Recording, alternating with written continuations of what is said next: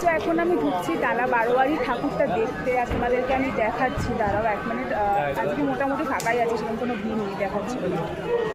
এই হলো টালা বারোয়ারির প্যান্ডেল, যার থিম ওরা রেখেছে মধুসূদন নামে।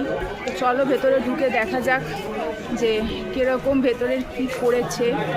সো বাইরে থেকে তো দেখতে বেশ সুন্দর লাগছে, এগুলো দেখতেই পাচ্ছ, বেশ সুন্দর ধরনের আর্ট এখানে করা হয়েছে।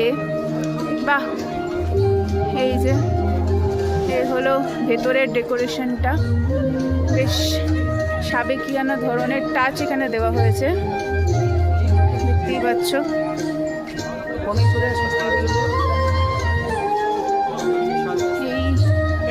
এইখানে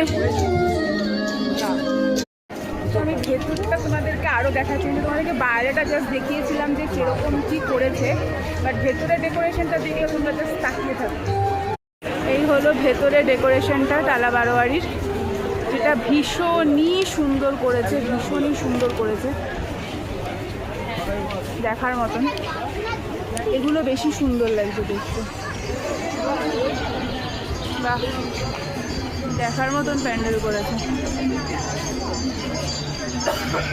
আর এইটা হলো টালা বারোয়ারির ঠাকুরটা, মানে মূর্তিটা, ভীষণই সুন্দর।